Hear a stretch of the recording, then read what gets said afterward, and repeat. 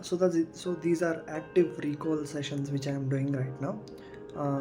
Active recalls, which basically I'm going to do this historical background active recall from Indian polity. So it's more like this: whenever I speak something, it means that I'm actively recalling. So let's start with the Portuguese, which actually started from Portuguese came to India in 1498. They came to Calicut, Kozhikode. Vasco da Gama came, and when they came to Calicut, there was a Chera king who is ruling. They're Zomerian kings. There is no point name, I don't remember it. And then in 1510 they occupied Goa because they are active conquerors and traders. So they occupied Goa in 1510 around. The Portuguese occupied, and after the Portuguese, after 100 years, British people came to the Kolkata or Calcutta. That time, no, the British people didn't come to Calcutta. They came to Gujarat.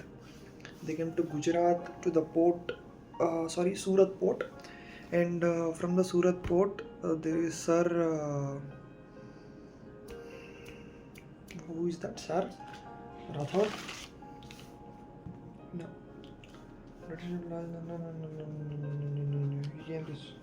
Yeah, 1600.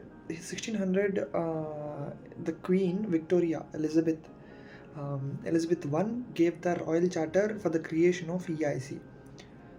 It is East India Company, and when the EIC was created, basically it can have army, it can do trade, it can occupy. It is basically white wheel doctrine for the Queen or in the name of England. It is a joint stock company where people can invest, but initially nobody like a normal person cannot invest. An Indian also cannot invest. It is the only aristocrats and the lords and other people who are there in England in the aristocrat sector. They can invest in the joint stock company. And in 1600s it was created. Immediately around 1608 they came to Surat, and when they come to Surat, this is the thing happened. When they come to Surat, it was ruled by the Mughal emperor Jahangir, who is the father of Shah Jahan. So Jahangir was on the trip to Ajmer.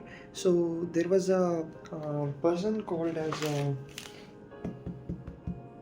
direct blame deniability. So this is what the direct blame is. It is called white whale doctrine. Sir Thomas Roe met Jahangir at Ajmer Fort because Jahangir was in the trip to our home. So that is what happened. And when Jahangir came particularly, I think so Jahangir was on trip, and then Sir Thomas Roe met Jahangir at Ajmer Port and asked for farman. Farman is something which is given as a trade rights to do the trade with India. So then they went back at 1608, and 1615 they got the farman. In 1615 they got the farman. The Jahangir's capital was Agra that time. And then EIC started factories in 1611.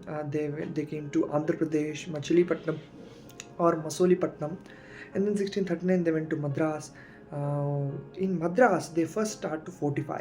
In 1639 they start to fortify, where the fort is built with the permission of Damarla Venkatadri Nayak, who is a successor of the Vijayanagara Empire kings. He is a Nayakas. And then in 1668 they came to Bombay, and 1690 they went to Calcutta.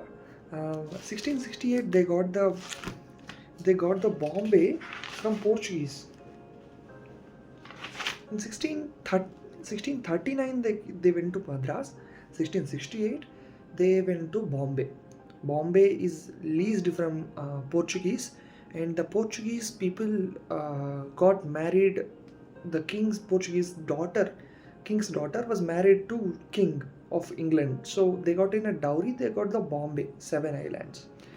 And then 1690 the Calcutta from Aurangzeb. Then Dutch also arrived in the same year of the British. So it is Portuguese, British and Dutch at the same year, 1602. They are not quite conquerors, but they are more like a merchant traders. So they are interested in trade and the spice trade. And then they came to Machilipatnam also, or Masaulipatnam. And then French came in 1664, a little bit delayed, which is a company company des Indes. Company des Indes was formed, and they went to Pondicherry and Chandragiri in West Bengal. Then Carnatic Wars, we know 1746, Carnatic Wars to 1763 with British, lost in 1763.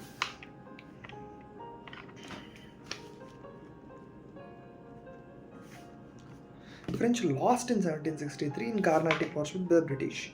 So we'll study about the Carnatic Wars in some other section. So now let's go with the Battle of Plassey.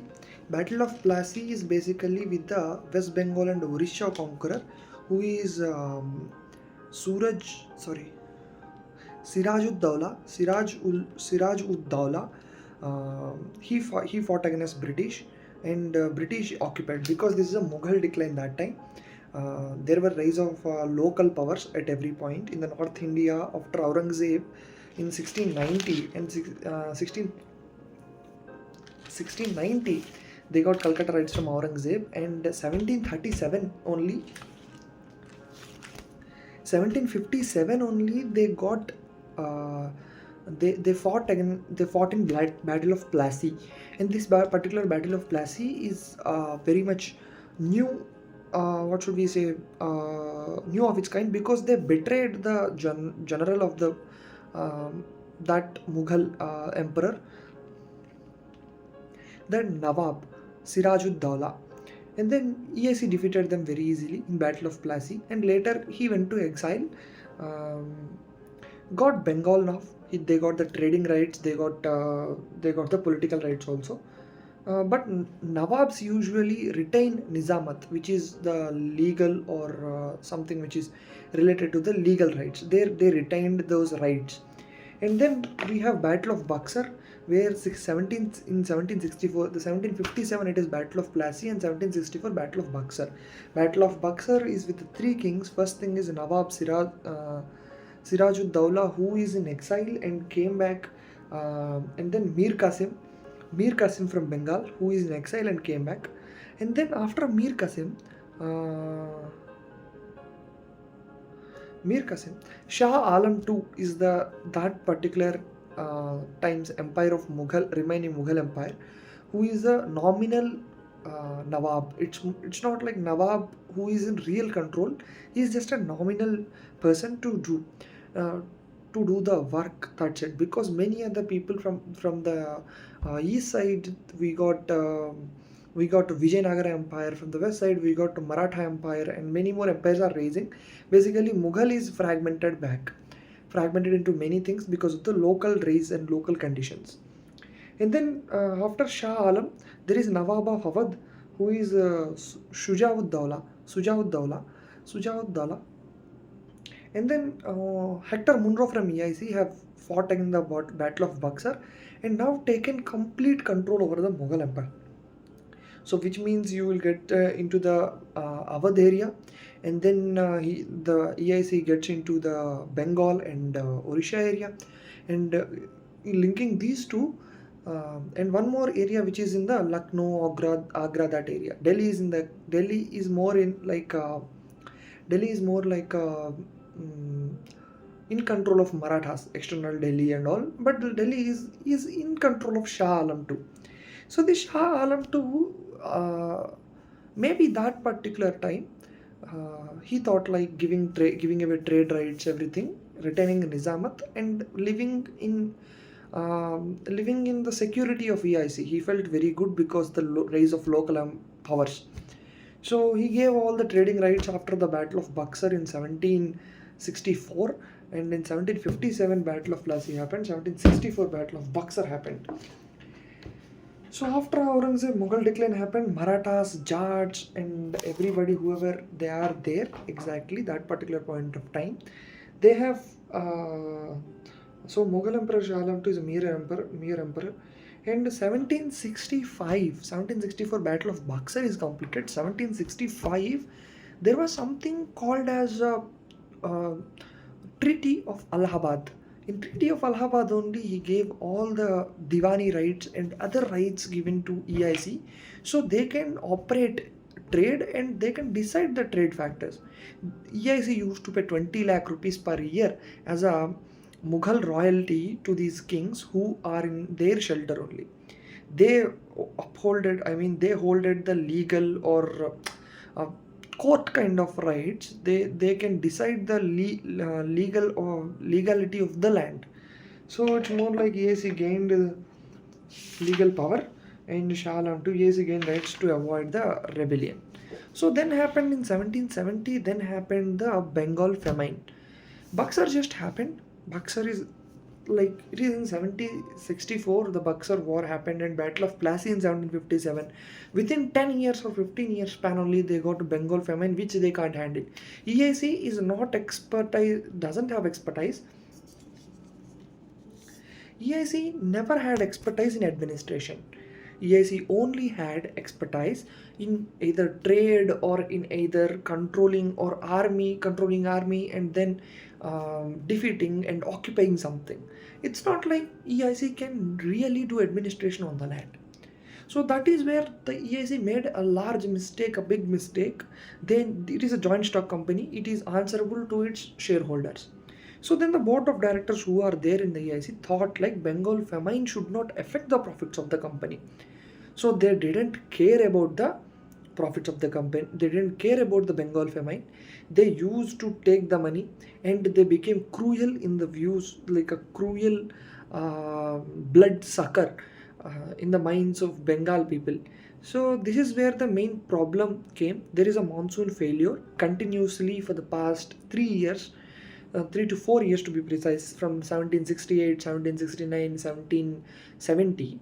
So this resulted in very less amount of crop generation, and but still EIC want money or tax from the people who are living in Bengal presidency that time. So this is the problem mainly EIC has faced. So then the mortality is very high. One third of the Bengal population is dead, completely dead to be precise. And then economic decline was there, loss of agricultural lands and economic decline because of deaths. One third of Bengal population is dead completely.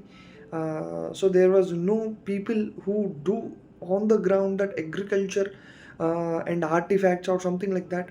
So there is economic decline which is linked to the mortality. And then there is and obviously villages are deserted because of the depopulation. And then administrative changes were there. Because of this, they made some administrative changes in 1773, where we discuss about that in the Regulating Act of 1773, the company rule. So there was a direct control, and Madras presidency was let's consolidate what EIC have in their hands now. First thing is direct control over Bengal, Bihar, Odisha, and the Mughal area, or Shah Alam II's area to be precise. Okay, and then after that they have Madras as they bought it completely from Damarla Venkatadri Nayak. And then we have Portuguese surrenderings. Portuguese have given as a dowry the Bombay. So the seven island city, whichever it is there, they have there in that control. And then there is a conflict going on with the Hyder Ali in Mysore, and Maratha obviously will be under the EIC very soon. So right now we have something to change in the company. Either it might be something related to administration, something related to what they occupied and what they have done. So that is what we are going to discuss now, the EIC. So basically Regulating Act of 1773 completely allows EIC to do few things. We are going to discuss now Regulating Act of 1773 in the company rule. So the company rule starts from here, 1773, or people call it as Company Raj, or or the company rule simply. So 1773 to 1856 till the Sepoy Mutiny starts. So in 1858 or 1856 the Sepoy Mutiny will start. So right now let's see Regulating Act of 1753. So 1773. So basically it is a consolidation act. What happened right now is they just occupied few things, and they are afraid of some Bengal famine, and they thought like people will revolt, and people did not revolt as they expected. If they would have revolted, the scenario today will be might come something different, but still they didn't do that much of a revolt. So they have consolidated powers of the company in this particular regulation act. So EIC, the company which is established to a royal charter. So royal charter gives you powers and you are answerable to the king till then, right? If the royal charter is created by the king, you are answerable to the king or queen, whoever it might be. The crown, I'll call it the crown to avoid gender bias, because I can't tell you whether that point of time whether the king is in rule or queen in rule. We'll be calling it as a crown. You are answerable to a crown because crown created you. So now crown came under the supervision of British Parliament in this particular regulating act. So first time EIC, political and administrative recognition came for EIC.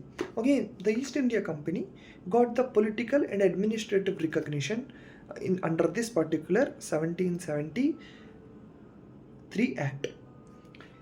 So now what this act highlights, I'll be discussing. So first thing is governor of Bengal. Governor is a term used for administration, right? But now we in 1773, when it went under parliament, it got something different. What it got is, it's more like in 1773 the governor of Bengal became Governor General of Bengal.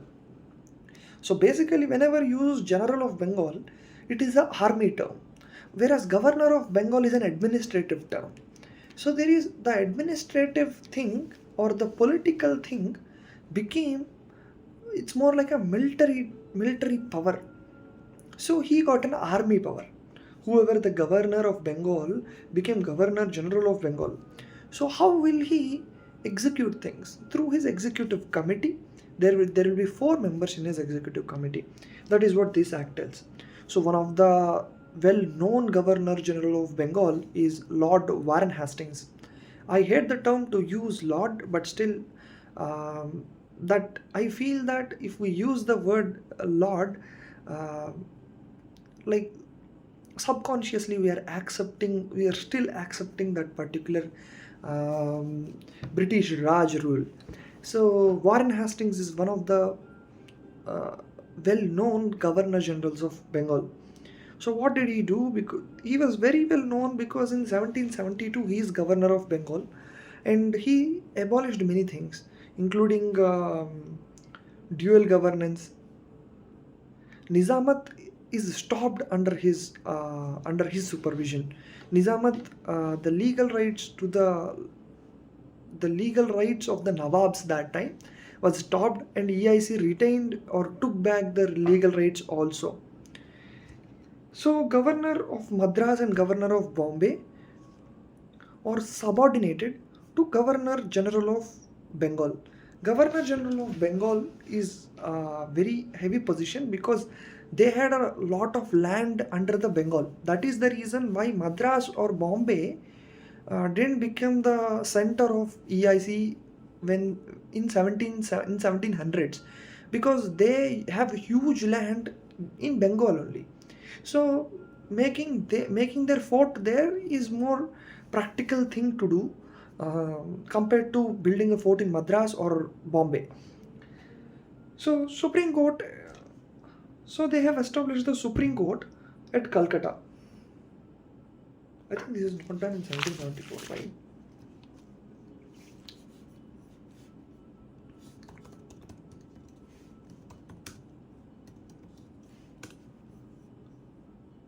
Okay, they have it was replaced by High Court and They have done the Supreme Court. They have created the Supreme Court in Calcutta in 1774, and then prohibited servants of company in engaging from private trade or accepting present or bribes from natives.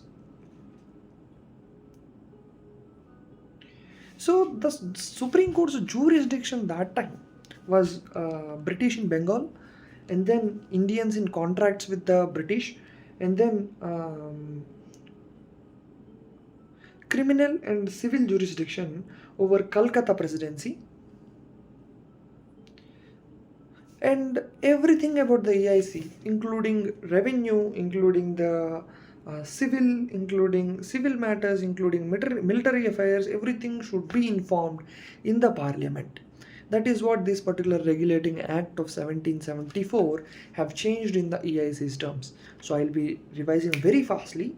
So first thing is governor of Bengal became Governor General of Bengal and Lord Warden Hastings, and then executive council was given with the 4 people, and the governor of Madras, governor of Bombay are subordinated, and then they prohibited servants from taking bribes or anything, and then there was Supreme Court established in the Kolkata, which have a jurisdiction over the servants or the British people in Indian land, and then Indians in contracts with the British people, and then criminal and civil jurisdiction over the presidency of Bengal. Parliament should know about the civil, military, or any kind of revenue matters. Parliament should be informed regarding EIC. That is what 1773 tells us. And once 1773 is done, there was a problem, and that problem have been cleared by Act of Settlement. This Act of Settlement exempted Governor General, company workers, or company council and their official acts from Supreme Court, because Supreme Court that time in Calcutta was very strict and acts similar to some kind of a court in British land. So they don't like it. EIC doesn't like it. So they started to they have done Act of Settlement in 1781. They have done it. It's more like they excluded it. So revenue related issues not under the Supreme Court. Revenue related issues are not under the Supreme Court. All inhabitants of Calcutta are under SC personal law trial introduced.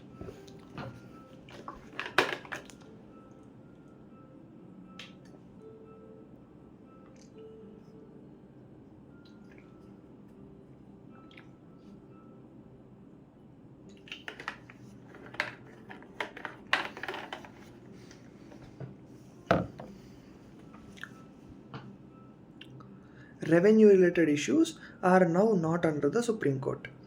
All inhabitants of Calcutta are under SC personal law trial introduced. So revenue, first thing is they have excluded the Governor General, any official act of the company workers from the Supreme Court, because they might be scolding, they might be beating Indians, they might be hanging Indians, they might be raping Indians. So they don't want SC to trial them for their official acts. They just put everything what they have done in the official sector. That is what they have done in Act of Settlement 1781, which is different from 1774. So 1774 gave you Supreme Court, and 1781 they excluded it. And then we have revenue related issues are not under the Supreme Court jurisdiction. And third thing, the very major thing is they have introduced personal law based trials. A Muslim will be trialed as per the Muslim law or Sharia law, and then a Muslim Hindu will be trialed as per the Hindu law. That is what they have introduced. And there are provincial courts, in Madras and Bombay. they will report to Governor General instead of Supreme Court. So Supreme Court is, they have removed the power of Supreme Court. It is similar to the previous trends in after independence also, but during emergency and all it will be similar. We will be getting to there very soon, but it is more like they have removed the Supreme Court power, and this is called Act of Settlement. They have settled with the law section of the British. So it's more like 1781 is removing the law power. And then we got Pitt's India Act 1784, 3 years of the 1781. So it's more like divided commercial and political functions. This is Pitt's India Act because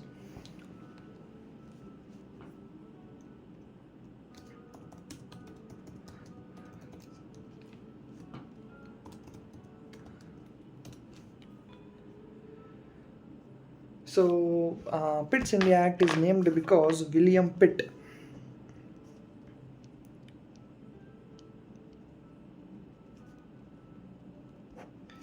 Prime Minister William Pitt.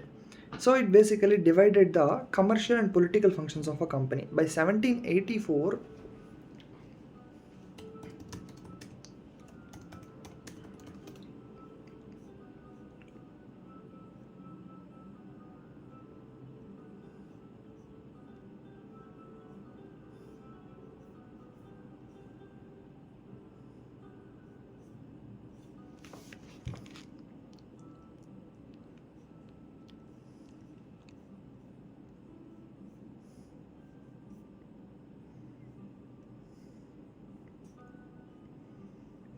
revision British versions came under the Synod was established national elaboration with the national Buddhism. Maps.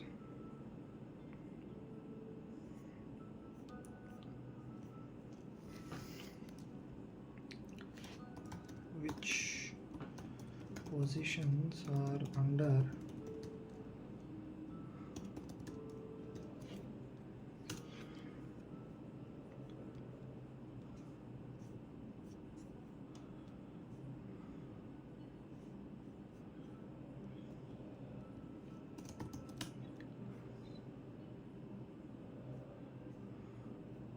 Governor General Authority Pitt's India Presidencies. चलो ठीक है. By 1784, there was something which is called EICs, political functions must be divided from the commercial functions of the company. So now, when they divide political and commercial, there are few issues. So in the initial days, they came together. Army, Governor General can handle army, can handle this, can handle law. Now we are dividing it slowly. This is what happens in 1784, 1774, 1781, and then 1773, 1781, and 1784. So dual governance happened. First thing is Board of Control, where it will be under the British Crown. So now the British Crown is also participating. So under the British Crown, political affairs, military policy, and diplomacy. And then Court of Directors will be the second part of the company. Part of the company only. So commercial affairs and administration of the company. Governor General expanded Madras and Bombay Presidency completely. Governor Generals can act in any part of the Madras or Bengal. Before they used to act as 3 autonomous units. Now Bengal is higher and the remaining parts became lower.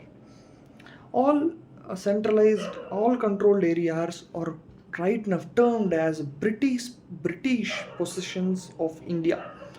British possessions in India. They were termed as first time British possessions. British government got complete authority over EIC because they have divided the political functions now. So Crown took over some parts and remaining parts were taken over by the British Parliament. So problems are overlapping authority. Every time you go somewhere, you will find 2 people, one person who is handling the army, military, legal matters, and one person the trade, similar to Pakistan system. So it's more like board of control is not answerable to parliament, it is answerable to the crown now, and it didn't resolve the ground level issues. This is not much resolving. So then they thought in just 2 years they got 1786 Act. So 1773 Act, 1781 Act, 1784 Act, and then 1786 Act. 1784 is Pitt's India Act. This is Act of Settlement. That is Act of Regulating Act. It's a simple regulating act.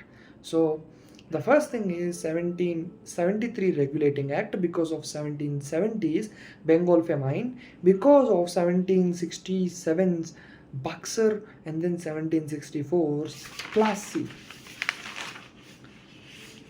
1757's Plassey, 1764's Buxar, 1757's Plassey, 1764's Buxar, 1770's Bengal famine, Regulating Act of 1773, and then we got 1781, 1784 Pitt's India Act, 1781's Act of Settlement, 1784's Pitt's India Act, and then within 2 years we got 1786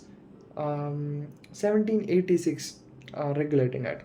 So now the Cornwallis came into picture. Who is Cornwallis and how he will affect the Indian history? We will be discussing now.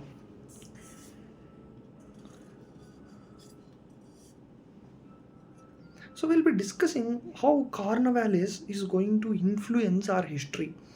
Let's discuss that. Lord Cornwallis is a British commander who fought in American War, and they were very much impressed.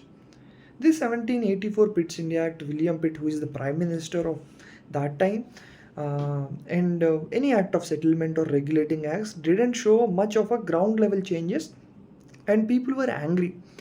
So Cornwallis, who is trusted and not at all corrupt, and EIC fell drowned because of corruption. It was being corrupt every day. People started accepting to bribes. People started accepting if you have money, they will leave them. They will not collect taxes, and many issues were there that time. So it's more like EIC have power clashes, corruption, policy confusion, delayed justice, and returns. So now, conditions of Cornwallis made Act of 1786. What Cornwallis asked is power to override decision of his council. There was a council of poor people initially, executive council, and he can override at any point of time. That is what he asked the Governor General. The Governor General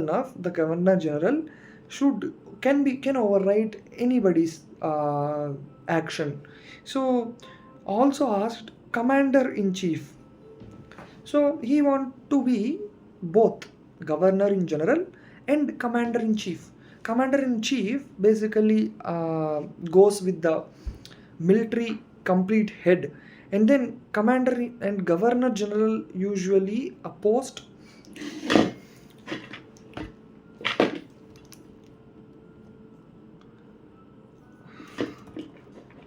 Then Cornwallis have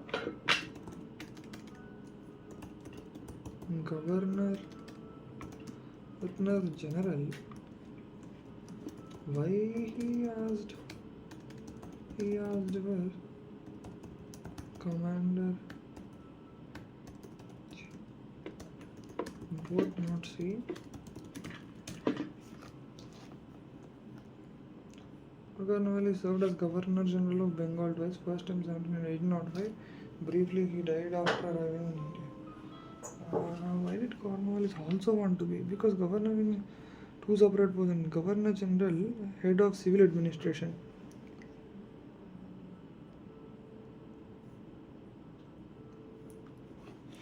So, Governor of Bengal. Governor of Bengal versus Governor General of Bengal. Powers.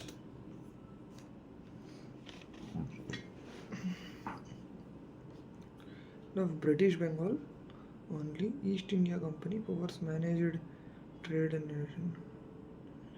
First of all, Garden Hastings became head of 3 presidencies in theory. and needed majority support to act.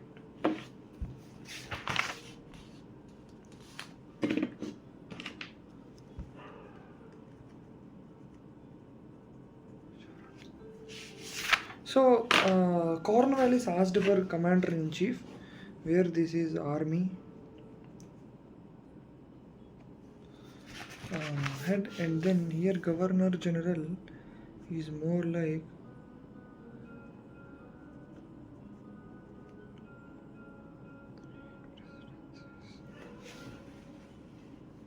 so that is what happens.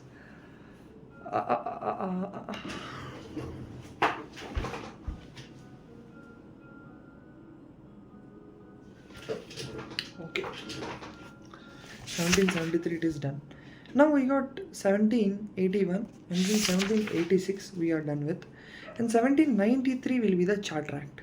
Every 20 years we will be changing here.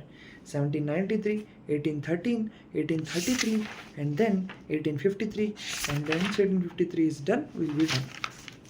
So first we started with, to remember again, first we started with 1757, where the Battle of Plassey happened. 1764, Battle of Buxar.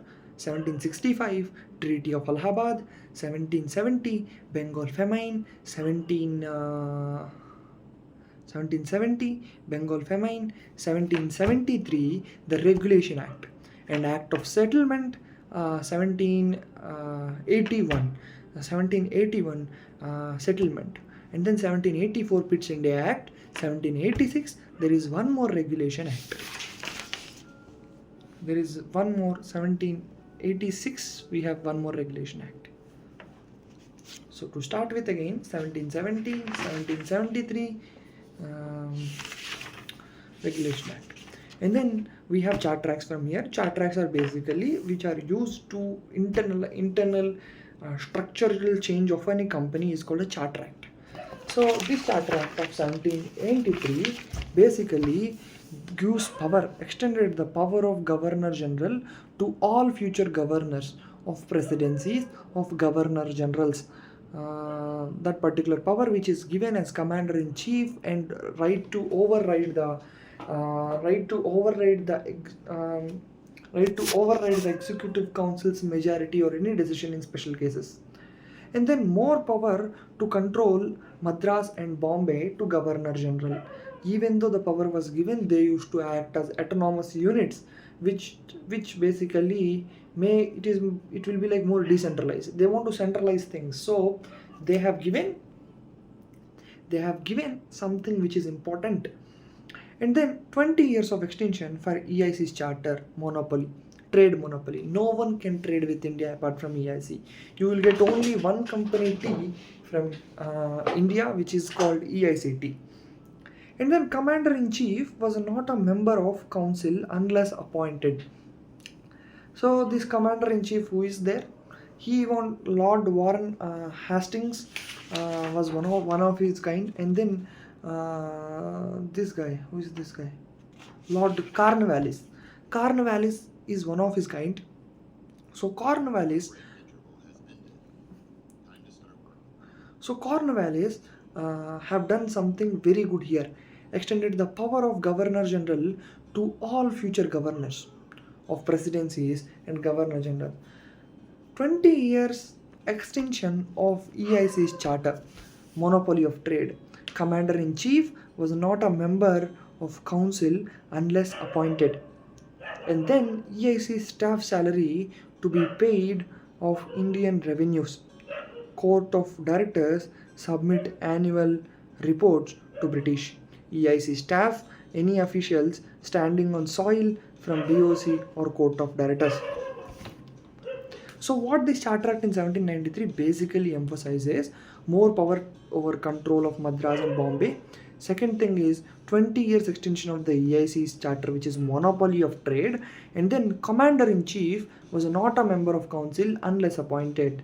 So EIC's staff salary used to be paid from Indian revenue only. Court of Directors submit annual reports to British. So basically we now have Board of Control in the 1786 charter only, In the 1786 charter, we have two people who are doing it, right? No, in 1784 Pitt's India Act only we have two organizations inside EIC now, Board of Control and Council of Directors.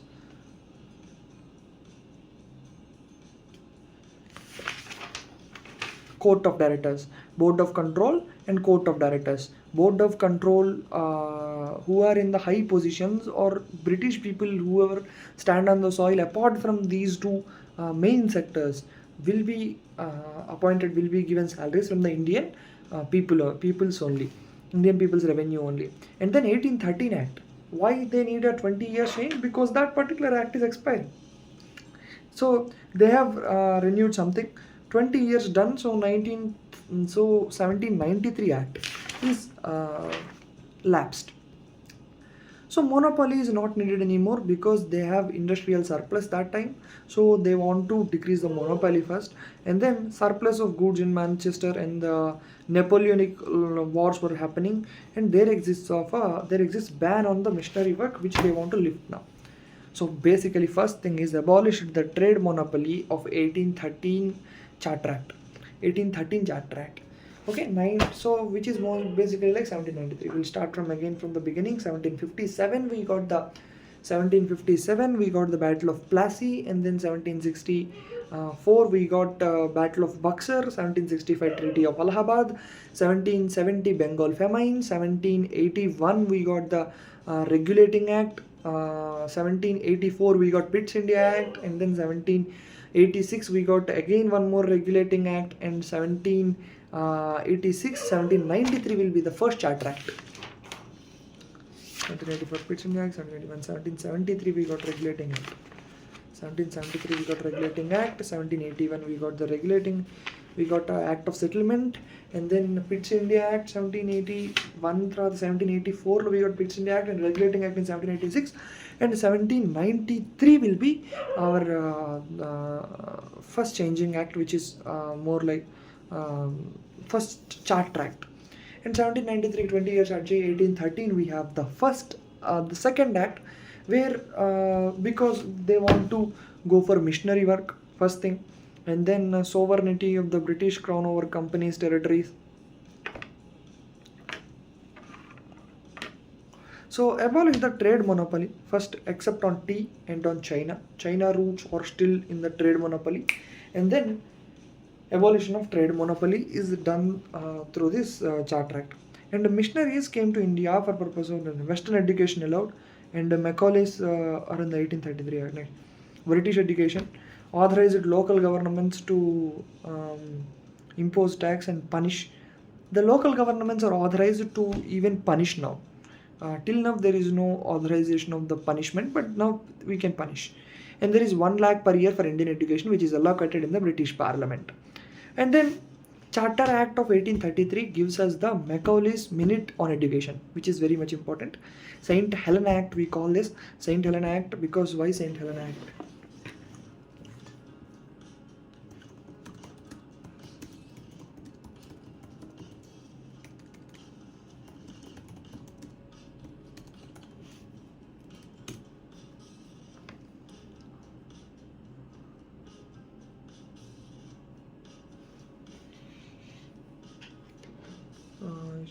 Moved to St. Helena Island. Is that a small British island in South Atlantic, famous for exile place of Napoleon Bonaparte. The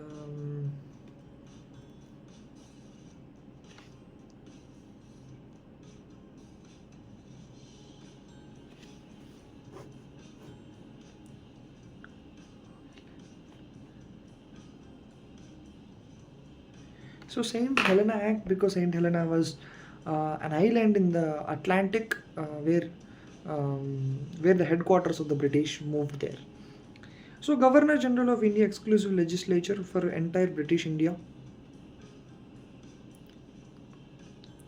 Governor General was William Bentinck that time. He is called as Governor General of India instead of Governor General of Bengal. These are the acts previously from here we call them as acts, and previously they are basically regulations. They are not acts. They are regulations only. EIC ended the commercial body, purely administrative, and called as interest of His Majesty, his heirs and his successors. Now EIC was no more a trading company. It is not a commercial body. It made few trades, but it is not a commercial body. In 1833, it is completely abolished and completely moved out of its own administrative body now. Now it is open competition, no racial, no religious, no birth for civil servants, but not allowed on the practical grounds. It is not followed, but still in the act it was like no racial discrimination.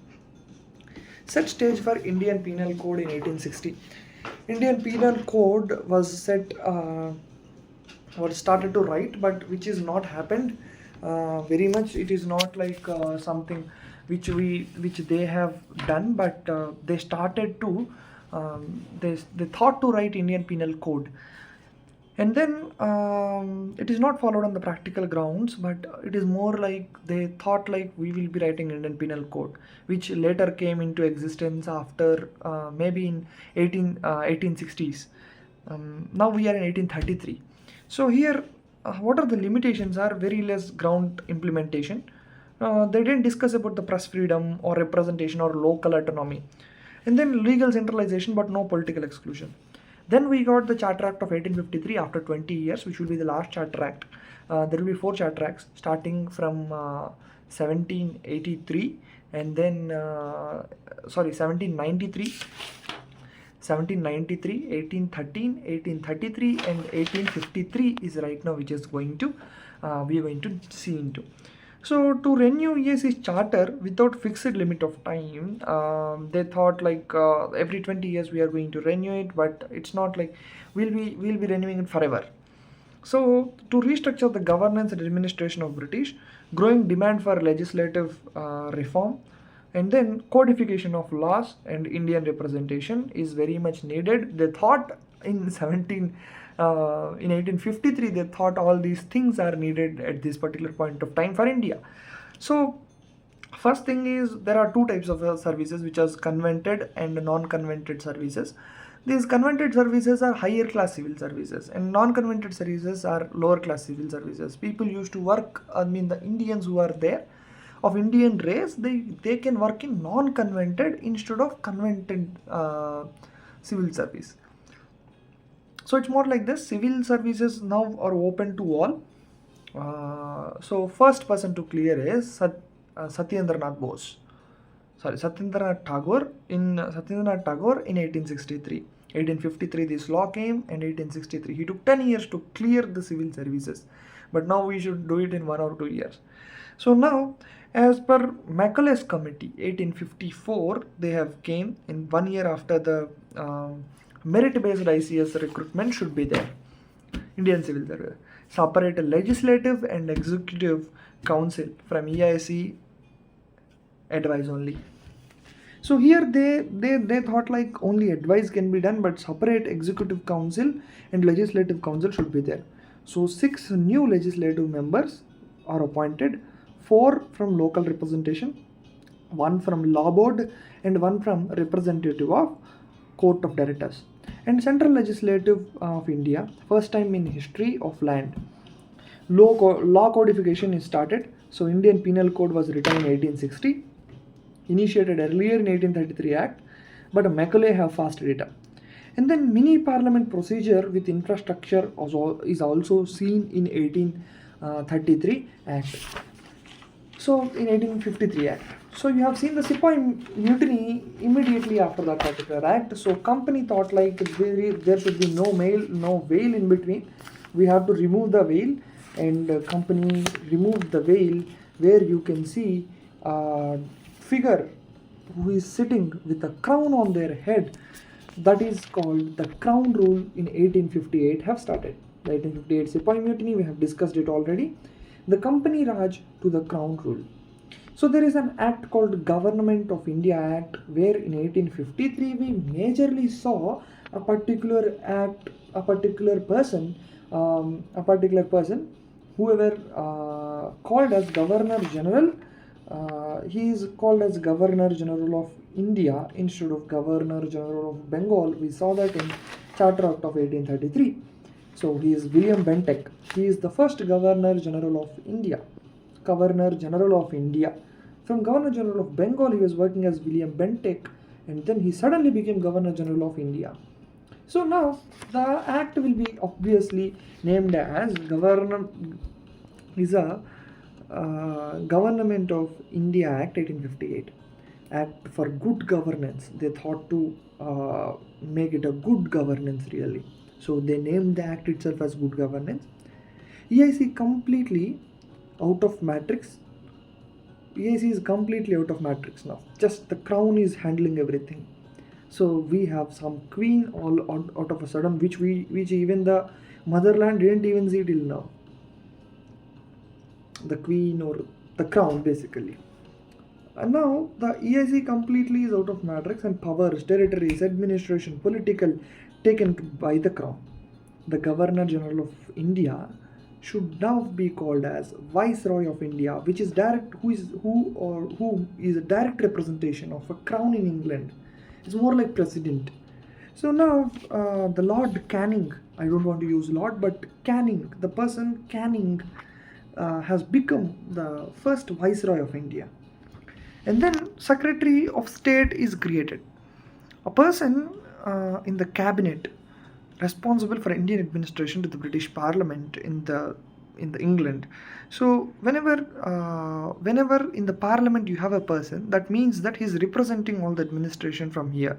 He has given an office and people below him to react and act on administration of Indian territory, how the functions are going on. Now you consider this India as a whole India. They have occupied everything, they have fortified everything, they got everything into their hands when the crown have taken the rule. So right now there is a 15-member council which was given to the secretary. Mostly they are ex-EIC officials only. There are nobody from particularly local representation or supporting Indians to be in the council as of now. The secretary is the chairman of that particular council who should act and advise on the 15 people council. There is secretary and viceroy. These are the two people who will be running India. So Viceroy will be the president and staying in India. The secretary will be a guy in the parliament or the cabinet who is staying in London attending the parliament meetings of the British. And now the non-interference in religion. This is what this particular act started, where they started not to interfere in religions. If a Muslim want to go with a Muslim, will be tried along as per the Muslim law, Sharia law, and Hindu will be tried along as per the Hindu law. So also they don't want to interfere anything. They should not interfere. That is what the law limits them. This is what the Government of India Act 1858. Secretary also can be sued. Secretary in the British, if he told something and exactly something different happening in India, he can be sued in the court, and he can sue somebody in the court. So even the secretary is someone. Even the secretary is not like some cruel British person, or he don't have absolute powers. He can be sued or he can sue somebody in the court. So court have that much power, but I don't know why in one Charter Act, the Act of Settlement, they have removed the powers of the Supreme Court. That time I think India have seen the bad times. In the Act of Settlement, which happened in 1781, I think so. 1781, the Act of Settlement, this is what happened. And then Indian Councils Act 1861, after 1857, British took Indians' help for administration. So administering India is very difficult because we are a huge hell of a population compared to England. They don't even know how to manage masses without education, right? Of course, there is some education. They created some kind of a middle class people, to be precise, who will interact with them and with the population by allowing missionaries in the EIC rule only in the one of the Charter Acts. So that particular Charter Act, I think 1813 Charter Act, they allowed 1813 Charter Act.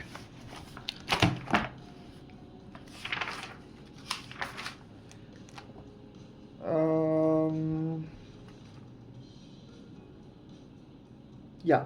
In 1813 Charter Act, they allowed missionaries in the Western education because Macaulay felt that the Sanskrit or some education compared to Western education is very low, and he designed the class system, everything, and people usually post on memes today on him that if he is not there, I think Western education doesn't even come to India. If EIC is not there, I'm not supporting it, but it is the fact that has happened.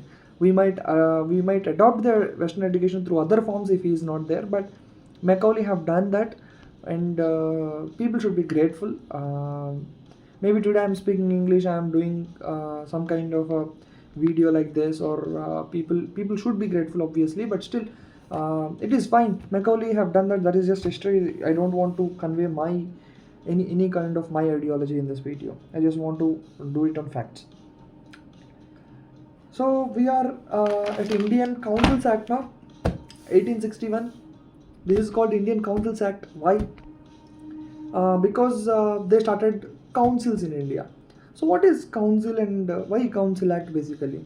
So basically now we have two things. First thing is Viceroy. Viceroy is someone in the executive and direct representation of the crown here, right? So he executes something.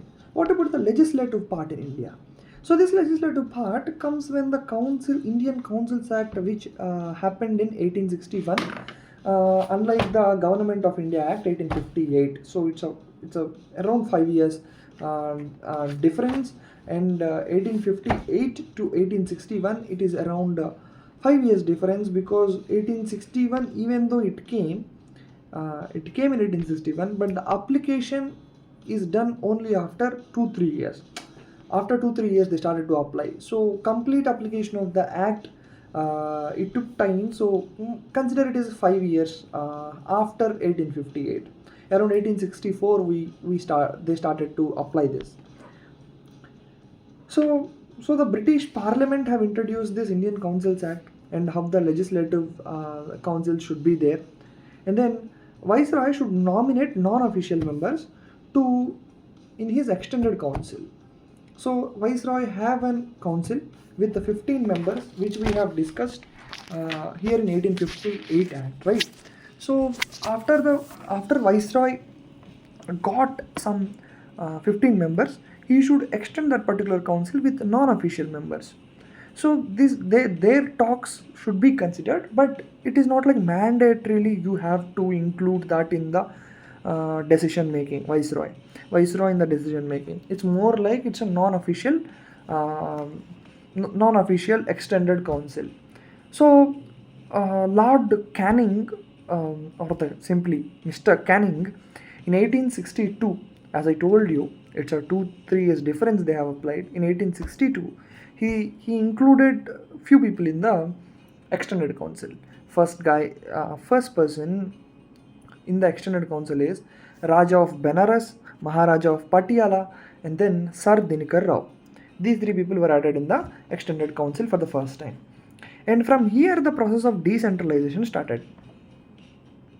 They restored the powers of Madras and Bombay. This process gave complete internal autonomy to presidencies by 1937. So 1861 this act came, and slowly by the other acts, 1861 Act, 1862 Act, 1909 Act, these acts continuously provided autonomical powers to presidencies at individual levels. So it created something related to ordinances in extreme situations, which lasts for not more than 6 months. A viceroy can override the decision taken by the council. It is more like an ordinance. In 6 months they have to take some decisions on it, and there were few kind of acts which even regulate those ordinances within 6 months and after 6 months and more. So we're not entering completely into the that particular act, so I'm not concentrating on it. So let's go with the Indian Councils Act 1892. It increased the number of additional or non-official members in the central and provincial legislatures. So central legislature is under Viceroy, the provincial legislatures will be under either the governor or some other person who is managing that particular presidency. So this provincial, any province or presidency, anything, okay. So what they have done is like they allowed provincial legislatures, uh, they allowed those particular councils, whatever they are there in provincial legislatures, they allowed there might be majority or minority as per the British, but the central legislature, whichever it is there in the central legislature only British majority would be there. They have made sure that the central legislature must have British majority, and provincial legislatures they left them, okay. So legislative councils can discuss budgets, address questions to executive. They can discuss budgets, they cannot introduce, they can discuss budgets and address the questions. Allowed nomination of some non-official members. Central Legislature Council will be chaired by Viceroy, which is Provincial Legislative Council, and then Provincial Legislative Council by governors. And Viceroy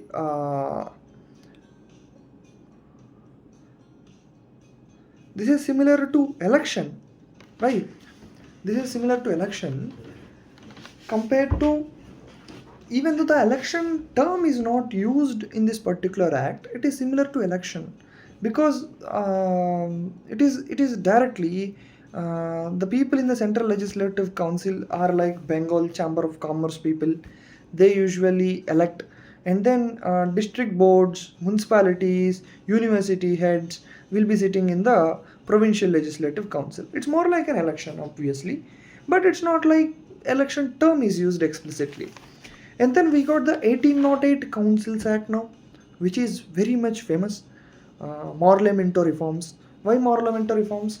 Morley is the secretary of the state that time, who stays in England back there, and who is even who got even 15 member council for administration, who is answerable in the cabinet, and Minto is the viceroy, in whose coordination they got some reforms here in 1909, which is Indian Councils Act 1909.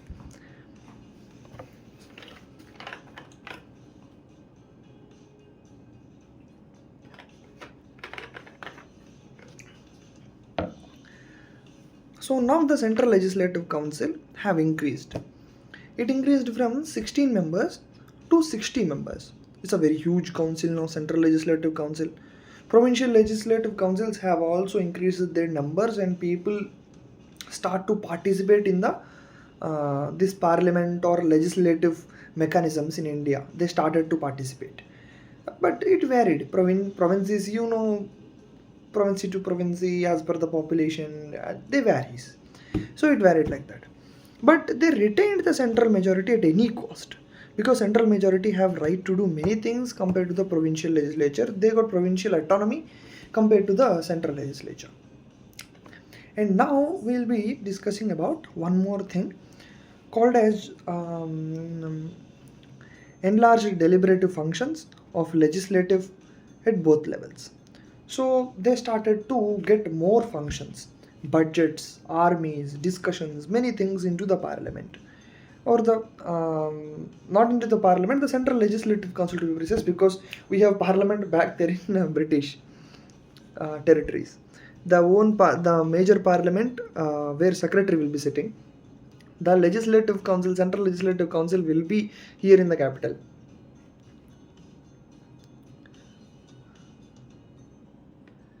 So Indians are allowed to be associated with executive councils of viceroy and governor here in through this act.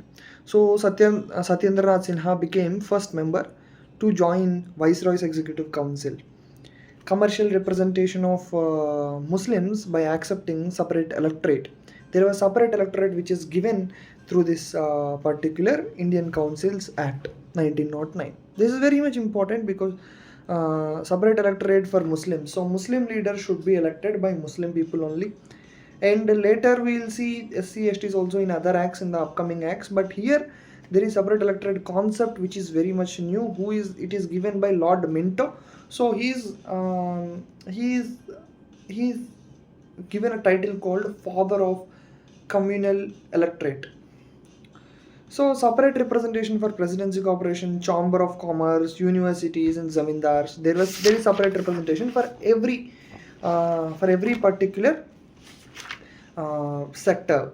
So now we got Government of India Act 1919, which is very famous. This is where the time they ruptured they ruptured everything in India, and people were like doing satyagraha. People were going into jails. People were suffering a lot, and they used to come out of their homes and start and got the fire of independence in them during this particular time, where the Government of India Act 1919 happened. So this is August 20, 1917. Government of British declared some objective where they said that they will establish a responsible government in India. So Government of India Act 1919 enacted came into force after 2 years, 1921. These are called Montagu-Chelmsford reforms. So who is Montagu? Montagu is again the secretary, and then Chelmsford was viceroy here. And then central and provincial subject list was divided, can make their own laws. However, unitary central dominance continued. I told you center was something which can take all over India into your hands. That is the thing happening even today. It's not unlike USA. If you consider USA have even though they make a central law, states can oppose in their own states. They can follow or they might not follow. That's up to them.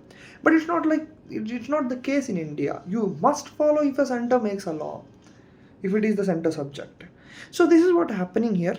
The same way the British thought like we should maintain our superiority in center. So they started central and provincial subject list as we have today at the center list and the state list, the similar way. And then there are two subjects which are called transferred subjects and reserved subjects. Transferred subjects are with the ministers or the people who are elected can make laws, and the governor should follow as per the decision of ministers, governor or viceroy. But what about this particular reserved subject? Governor is not responsible to the legislative council. He can do whatever he wants. Governor in general or viceroy can do anything, or governors at the provincial level can do anything whatever he likes. He is not answerable to legislative council as per the reserved subjects. It's more like an emergency provision in the modern days. So now the bicameral legislature is introduced, direct elections, and then Indian Legislative Council was divided into two: upper house, lower house. Upper house is Council of States, in the center I'm telling you, upper house is Council of States and lower house is Legislative Assembly.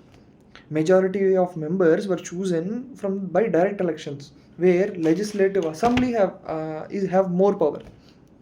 So 3 out of 6 in Viceroy's Executive Council must be Indian, because they promised they will establish a responsible government gradually. So 3 out of 6 in Viceroy's Council must be Indians.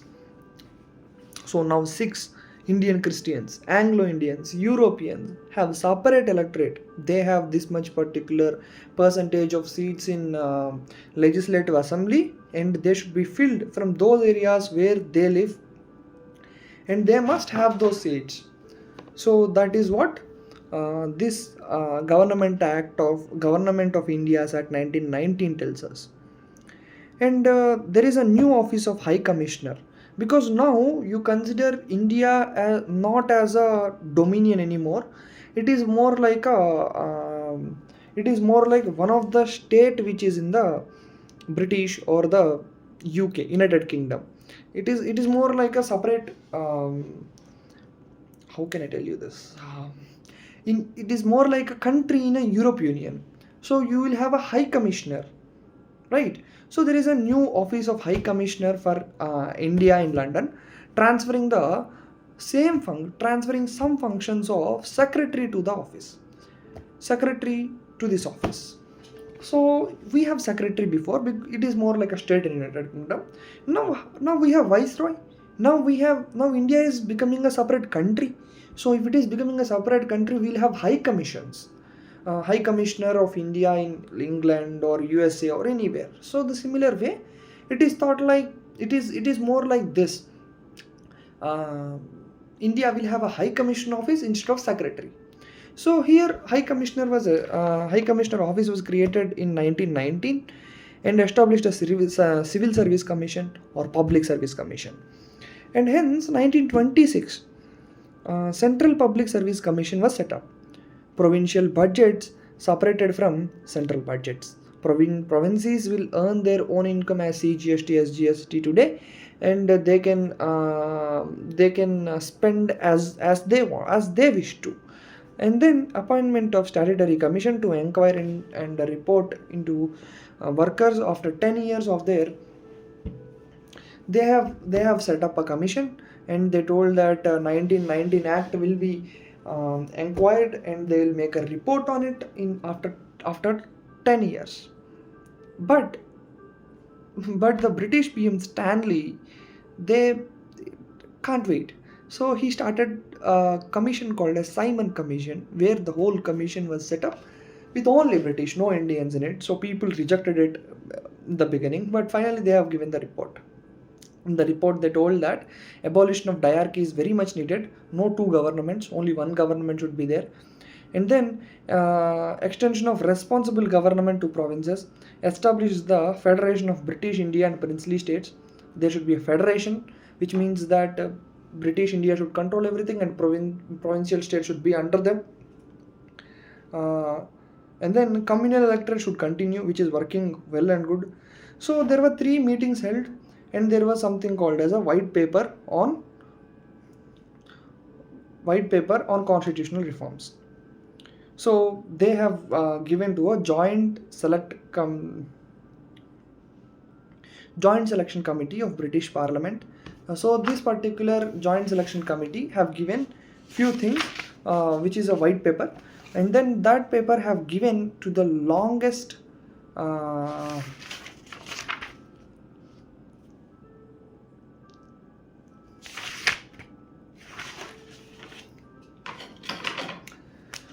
longest Government of India Act 1935. This is very consolidated act and very much deeply thinken and written act. We today, even the modern Constitution of India have many provisions from the 1935 Act. We say blueprint of the 1935 Act.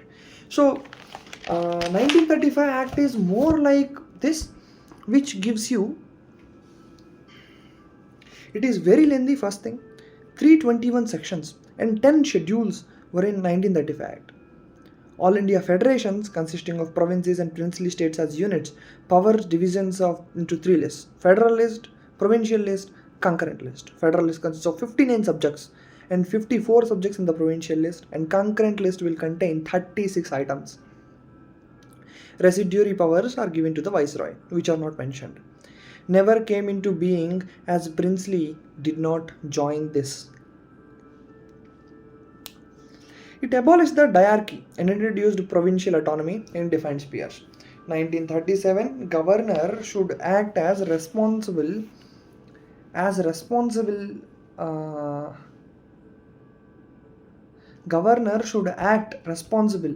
the advice of ministers. In 1939, it is discontinued. The particular act segment is discontinued. And provided for adoption of the diarchy, at center federal subjects are divided into reserved subjects and transfer subjects. These didn't come into existence again. And then bicameralism is introduced in 6 out of 11 provinces: Bengal, Bombay, Madras, Bihar, Assam. Legislative Council upper house, Legislative Assembly lower house. Many restrictions existed. Communal representation for deprived classes, SC and ST, which is happening today.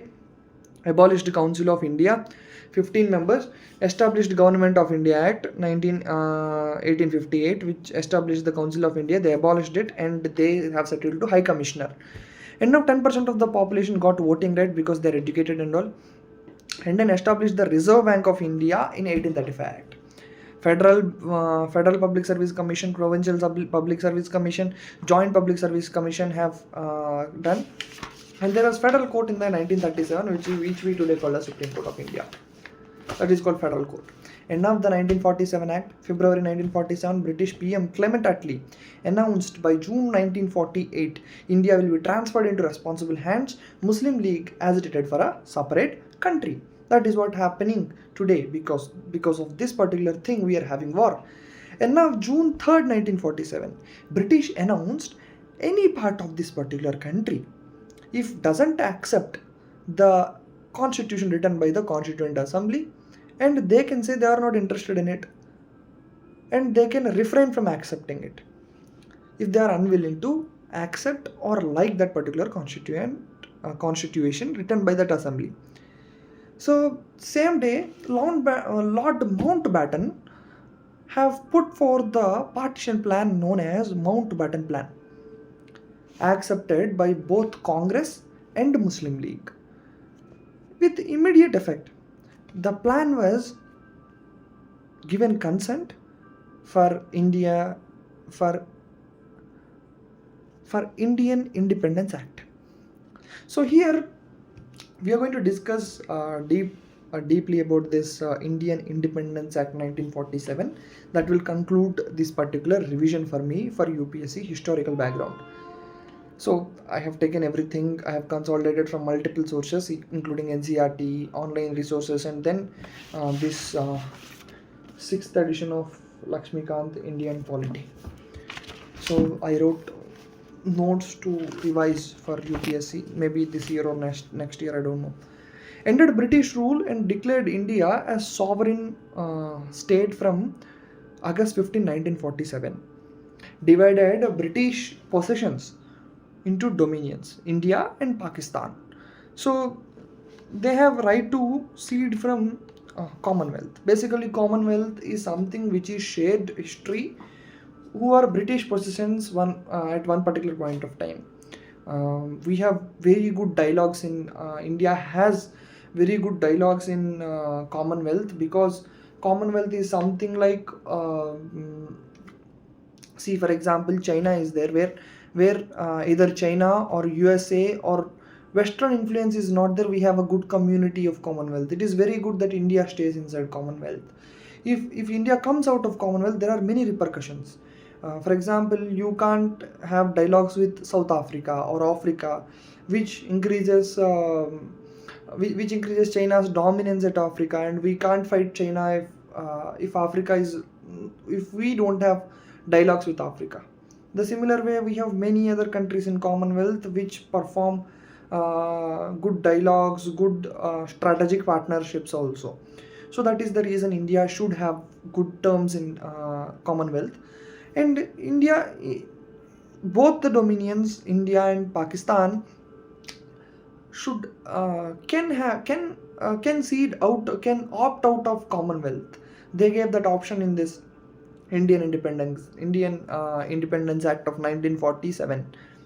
So Viceroy office is abolished again. Viceroy was removed. I mean, the particular title is removed, and Governor General will be appointed by British King on advice of Dominion Cabinet. King will hold no responsibility hereafter, whatever it might be. Someone might occupy, Japanese might occupy, Chinese might occupy, we don't care. That is what they told in this act. And then dominions can adopt constitution to their respective nations, can repeal any act, including Independence Act. So they told that you can repeal any act, dominions can repeal any act. It is more like you can repeal Independence Act and stay as a country below European Union or under the British. So Constituent Assembly can legislate until new constitution was drafted and enforced. Constituent Assembly, which is formed to write the constitution, can take the lead and be in the legislature. That is what happened, obviously. And then lapse of British paramountcy over Indian princely states with the tribal areas effective from August 15, 1947, August 14, 15 night, 12 a.m. We know the famous speech. I will be doing that speech here. I wrote in the book for inspiration. So freedom to join. Any princely state can join either Dominion of India, Dominion of Pakistan, or remain independent, which is the remaining to remain independent. The decision is taken by Sultans of Hyderabad, I think. And then provided chance to follow 1935 Government Act till the new constitution comes into the rule. 1935 Act, they gave the option. They will provide the copies if needed. You can follow that till your constitution. That is what they told. I don't know, but that is what they told. Dominions can make modifications in the act if needed. They can make it. Of course, who are they to say you can follow 1935 Act? If we need, we can follow. Deprived British monarch of his right to veto bills or ask his reservation, but this right Governor General can do in the name of His Majesty. So this actually they have put some person from Indians or anybody. For example, Pakistan is there. Whoever Pakistan Constituent Assembly puts forward, then that person will be made as a Governor General. For example, Pakistan have put Muhammad Ali Jinnah. So this person Jinnah will be made as Governor General of that particular dominion, right?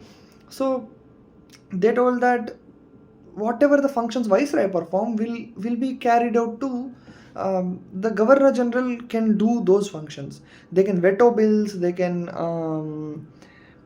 make reservations on the bills and many things in the name of Majesty. So Governor General of India and provincial governors as nominal heads of the states, they were made to act on advice of respective council of ministers. Obviously that is what followed, and they dropped the title Emperor of India from the titles of King of England. So King of England have many titles, right? And from those titles, Emperor of India was dropped. Discontinued appointment of civil servants, and who is already in the service, they will continue. No new appointment of civil services will be done by East India Company or British or the Viceroy or the Secretary or the High Commissioner or anybody. It is in the hands of Governor General, new Governor General, who they have who the powers were transferred to. So, ready for the speech? Huh? Okay. At the stroke of midnight, 1415 August 1947, the British rule came to an end and power was transferred to the new independent dominions of India and Pakistan. Mountbatten became the first Governor General of new Dominion of India. He swore in Jawaharlal Nehru as first Prime Minister of independent India. The Constituent Assembly of India, formed in 1946, became the Parliament of India Dominion. So here the Governor General, whoever it might be, he is the first Governor General because the Viceroy term was removed, and Mountbatten, Lord Mountbatten, I don't want to use the Lord again, so Mountbatten, Mr. Mountbatten became the first Governor General of India or Pakistan also, because the Viceroy converted to Governor General, and then he transferred powers to whomever the Dominion is accepting to be their leader. Jawaharlal Nehru here, Jinnah there. This is what the historical background which I referred to and I studied. I think I revised everything once. I don't know what exactly where it is. Maybe with writing and with the time I'll get it. I'll get more into this. I'll remember these things. So that is it for today. I should revise every day. I think so. Thank you so much for watching. Let me do, this is actually day 2, it's not day 1. I didn't revise and sleep, but I am starting day 2 by starting with the revision. So historical background, it is done. And then now making of the constitution and salient features, I'll be completing till the citizenship today, maybe. or till the citizenship I'll be completing. I'll be doing today making of the constitution, salient features of the constitution, preamble of the constitution, citizenship of the constitution. Citizenship. Till citizenship I'll do, and then later maybe I'll revise and make a video for the making of the constitution, salient features of the constitution, preamble of the constitution, citizenship.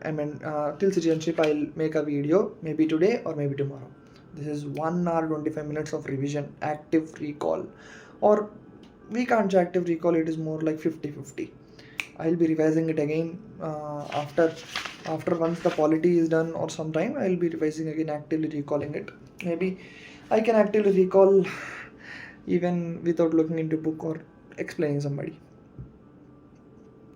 Thank you so much for watching. I don't say keep watching. Why do you watch me recalling something, right? Maybe you might know something. You might be writing some notes. You might be checking something. I mean, what to say it?